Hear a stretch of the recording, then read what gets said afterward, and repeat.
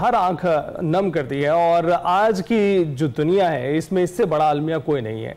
Israel की दरिंदगी की बात करते हैं। 7 अक्टूबर 2023 से अब तक इसराइली जारहियत जारी है। 60,000 के करीब फलस्तीनी शहीद हो चुके हैं और लाखों बेघर हैं और खुले आसमान तले दुनिया में अमन के दावेदारों की तरफ देख रहे हैं कि है कोई जो इन भूखों तक खुराक पहुंचाए, मगर जवाब एक है और वो है खामोशी, जो सब इख्तियार किए हुए हैं। गुज़िश्ता हफ्ते भी इसराइली फौज ने इटली से गजा की पट्टी के लिए रवाना होने वाली जो इमदादी कश्ती है उस पर हमला कर दिया और काबिज हो गए।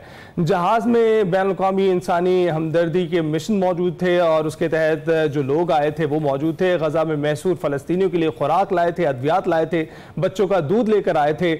इससे कबल गुज़िश्ता माह इमदादी कश्ती को इसराइली नेवी ने रास्ते से वापस मोड़ दिया था। जी हाँ, जो गजा के लिए इमदादी सामान लेकर जा रही थी और अक़वाम मुत्तहिदा के फूड एड प्रोग्राम ने खबरदार किया है कि गजा में हर 3 में से एक शख्स कई दिन से बगैर खाए ज़िंदगी गुजार रहा है। ग़िज़ाई क़िल्लत में इजाफा हो रहा है और 90,000 ख़वातीन और बच्चों को फौरी इलाज की ज़रूरत है। गजा में दूध ना मिलने के सबब कुछ ही दिनों में 40,000 बच्चों की अमवात का ख़दशा ज़ाहिर किया जा रहा है और गजा में बच्चों की माएँ उनको दूध पिलाने की बजाय पानी पिलाने पर मजबूर हैं। 90% से ज़ायद घर तबाह हो चुके हैं। उधर फ्रांसीसी सदर इमैनुअल मैक्रोन ने ऐलान किया है कि फ्रांस सितंबर में फ़लस्तीन को तस्लीम कर लेगा। अपने बयान में उन्होंने कहा कि वो जनरल असम्बली में फ़लस्तीनी रियासत को तस्लीम करने का बाज़ाब्ता ऐलान करेंगे। मज़ीद कहा कि ये फ़ैसला मशरक़ वस्ता में मुनसिफ़ाना और पायदार अमन के लिए किया है।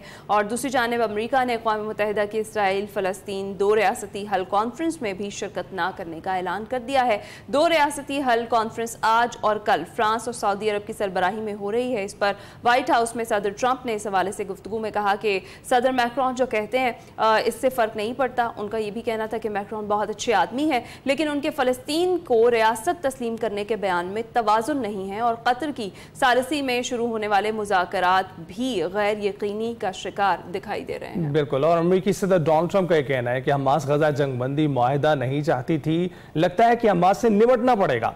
हमने गजा से बहुत से यरगमाली निकाल लिए हैं और हमास को पता है कि जब हम आखिरी यरगमाली भी निकाल लेंगे तो उसके बाद क्या होगा, इसीलिए वो मुज़ाकरात छोड़ गए हैं और अब उन्हें लड़ना पड़ेगा। इस पर सीनियर हमास रहनुमा जो हैं वो कहते हैं कि हमास ने मुज़ाकरात में काफ़ी लचक दिखाई है और हम अब भी गजा के लिए एक जामे मुआहदे पर पहुँचने में दिलचस्पी रखते हैं।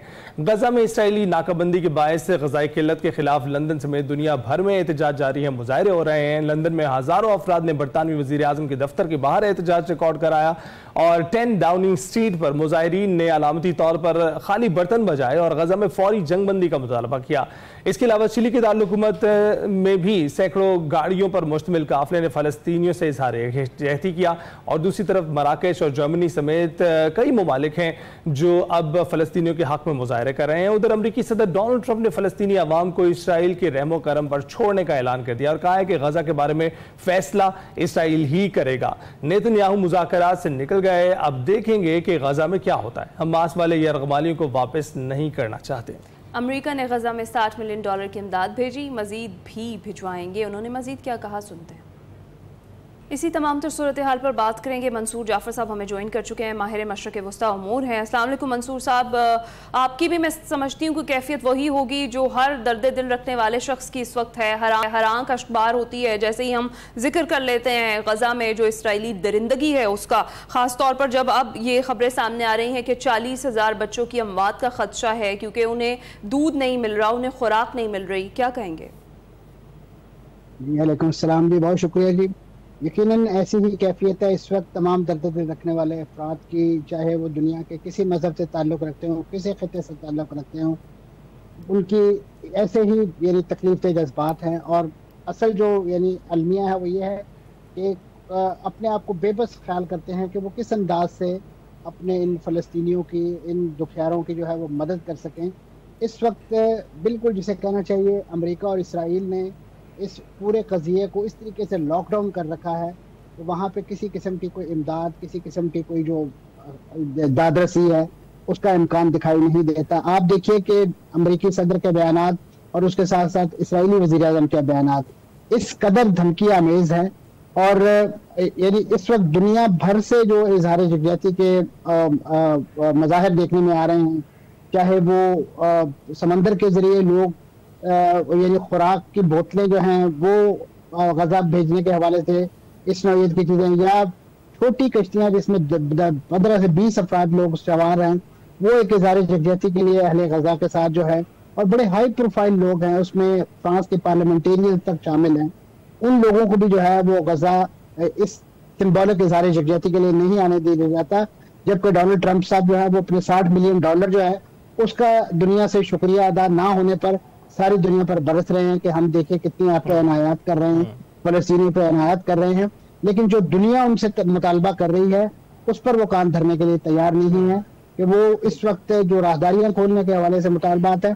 मैं समझता हूँ ये जो ऐलानात किए जाते हैं कि जी एयर ड्रॉपिंग की बात की जाती है, तो इससे बड़ी इंसानियत की तजलील और तौहीन नहीं हो सकती कि इसराइल ने ये इजाजत दे के बुनियादी तौर पर फलस्तीनियों को एक ऐसे अजाब से दो चार किया है कि जिससे पहले गजा ह्यूमैनिटेरियन फाउंडेशन ने दो चार कर रखा था। और ये इमदाद जो ड्रॉप की जा रही है ये उन इलाकों में की जा रही है जहां पे इस वक्त मिलिट्री इसराइली फौज मौजूद है और वहां पे इस वक्त जंग जारी है। उस इलाके में तो फलस्तीनी जो है वो इमदाद जमा करने के लिए, लेने के लिए पहुंच भी नहीं सकते हैं। ये सिर्फ और सिर्फ एक मीडिया स्टंट है, दुनिया की आंखों में धूल झोंकने की कोशिश है। और खासतौर पे जो ममालिक इसमें बड़े हरसफेल बने हुए हैं, उर्दन और इसराइल, उन्हें शर्म आनी चाहिए इस बात पे, इस पूरी कैंपेन का हिस्सा बनते हुए, कि अगर यूएई के सफारती ताल्लुकात हैं तो उन्हें कम से कम इतना तो दाइया होना चाहिए, उनमें इतना तो उनमें यानी सलाहियत होनी चाहिए कि वो इसराइल को इस बात पे कायल कर सकें कि हम कुछ लोगों की इमदाद करना चाहते हैं तो हमें जमीनी रास्ता दिया जाए, बजाय ये कि आप एयर ड्रॉपिंग करके। और उर्दन के भी इसराइल के साथ ताल्लुकात हैं, ये जो इस वक्त इसराइल से ताल्लुकात और नॉर्मलाइजेशन के लिए बेचैन हुए जा रहे हैं, उनको इन मुल्कों की बेबसी देख के अपना मुस्तकबिल ज़हन में रखना चाहिए कि वो इसराइल को तस्लीम करके किसी इस्लामी दुनिया, किसी अरब दुनिया की खिदमत अंजाम नहीं देंगे। वो सिर्फ और सिर्फ एक जारे, एक सहीनी रियासत, एक यहूदी रियासत, उसके हाथ मजबूत करेंगे जो पिछले 70-72 वर्षों से जो है फलस्तीनियों का कत्लेआम। बिल्कुल ऐसा ही है मंसूर साहब, इसमें तो कोई शक नहीं कि जुल्म हो रहा है वहां पर, लेकिन जमीनी रास्ते की आपने बात की, एक जानिब से जमीनी रास्ता दिया जा रहा है और वो मिस्र की जानिब से है, जिसकी इजाजत इसराइल भी दे रहा है। आपको क्या लगता है कि सिर्फ एक जानिब से ये रास्ता देने का क्या मकसद है? देखिए जी, वो इस वक्त जो बैनुल-अक़वामी दुनिया के साथ जो राब्ता है, जो अदर देन इसराइल है, वो सिर्फ और सिर्फ रफा क्रॉसिंग है। लेकिन रफा क्रॉसिंग को जितने बड़े पैमाने पर डैमेज पहुंचा चुका है इसराइल खुद, और खासतौर पे वहां पे जो तकसीम का मैकेनिज्म है वो माजी में भी एक बोन ऑफ कंटेंशन बनाए रखा है इसराइल ने, और अब भी जो है वो इसी वजह से वो तमाम के तमाम तकसीम का जो अमल है वो इफेक्टिवली कंडक्ट नहीं हो पा रहा है। इसी वजह से कि इसराइल की ख्वाहिश, बल्कि उसका मुतालबा है कि ये इमदाद जो है वो उसके नेटवर्क से तकसीम की जाए, उसके मनपसंद लोगों के जरिए तकसीम की जाए। जबकि फलस्तीनी इस बात का मुतालबा कर रहे हैं कि अक़वाम मुत्तहिदा का ऑनरवा या वहाँ पे जो फलस्तीनी रेड क्रिसेंट, रेड क्रॉस है, हिलाल अहमर है, फिर इसी तरीके से जो मिस्री हिलाल अहमर है, या दीगर बैनुल-अक़वामी जो इस वक्त ह्यूमैनिटेरियन ऑर्गेनाइजेशंस हैं, उनके जरिए इमदाद तकसीम की जाए। लेकिन इस वक्त आप देखिए कि अमेरिका और इसराइल का एक नुकाती एजेंडा है और उस एजेंडे में वो बुरी तरह नाकाम दिखाई देते हैं। वो हमास के खात्मे की बातें कर रहे थे। अगर आपने उनके वो इब्राहिम ग्रिंडले जो उनके एक सेनेटर हैं, उनका जो बयान सुना हो तो उसमें वो कहते हैं कि हमास को खत्म करने के हवाले से तो हमारी तमाम एफर्ट जो है वो नाकाम है। अब हमें इसराइल हमास के साथ जो है या गजा के साथ जो है वो बर्लिन और टोक्यो की तरह डील करना होगा। आप उनके ऐलानात देख लीजिए कि वो क्या चाहते हैं। बिल्कुल ऐसा ही है। लेकिन मंसूर साहब, एक चीज और, हमास की बात करते हैं कि उनसे मुज़ाकरात हो रहे हैं, लेकिन हमास की क़यादत कौन कर रहा है इस वक्त, और हमास को रिप्रेजेंट कौन कर रहा है, किससे मुज़ाकरात हो रहे हैं इस वक्त? लेकिन ये हमास ने जो अपना एक नेगोशिएशन का जो नेटवर्क डेवलप कर रखा है, उसकी क़यादत उनके डॉक्टर खलील अल हया कर रहे हैं। ये गजा के अंदर जो उनके आप कह सकते हैं नायब भी हैं इस हमास की तंजीम के, और इस वक्त जो उनका पोलिट ब्यूरो है उसके सीनियर रुकन है, और उनके साथ एक ताहिर नोनो है, वो भी उनके एक सीनियर रहनुमा है। ये लोग कतर बेस्ड हैं और कुछ लोग इनके इजिप्ट के अंदर मौजूद हैं, और इन्होंने जिसे कहना चाहिए सिक्योरिटी पॉइंट ऑफ व्यू से अपने इस नेगोशिएशन पैनल का नाम जो है पब्लिक नहीं किया, क्योंकि इसराइल जो है आपको पता है टारगेट किलिंग के हवाले से किसी किस्म की एक्टिविटी करने से नहीं चूकता। और इस वक्त भी खदशा है कि आपको याद होगा कि माजी में भी इसी नौइयत के मुज़ाकरात इसराइल कई बार जो है वो सबोताज कर चुका है, चाहे वो बराह रास्त ईरान पर हमले की सूरत में हो, उसके साथ साथ खुद हमास की क़यादत को कत्ल करने के हवाले से, हिजबुल्लाह की क़यादत को कत्ल करने के हवाले से, क्योंकि वो समझते हैं कि शायद ये कोई अफराद के गिरद जमा हुई तंजीम है। ये तो एक काज और कमिटमेंट के साथ वाबस्ता लोग हैं जिनको ठीक है कुछ शख्सियात लीड करती हैं, उनको गरमाती हैं, उनको मोटिवेट करती हैं, उनकी क़यादत करती हैं। लेकिन असल में तो आप देखिए कि इस वक्त यानी इनका ये ख्याल था कि गजा के अंदर यहिया सिनवार को शहीद करने के बाद ये सारा मामला तलपट हो जाएगा। लेकिन आज भी आप देखिए कि निहत्ते नौजवान नंगे पांव उसकी पथरीली जमीन पर जो है वो चलते हुए उनके मरकावा टैंकों के ऊपर यही जज्बा है जिसको ये शिकस्त नहीं दे पा रहे और यही इनके लिए बाइस तकलीफ बना हुआ है। अच्छा, जो फ्रांस ने फ़लस्तीन को अब रियासत तस्लीम करने का ऐलान किया है और बरतानवी पार्लियामेंटेरियन से भी वज़ीर आज़म को ख़त लिखकर फ़लस्तीन को रियासत अब तस्लीम करने का मुतालबा किया, अगर ऐसा हो जाता है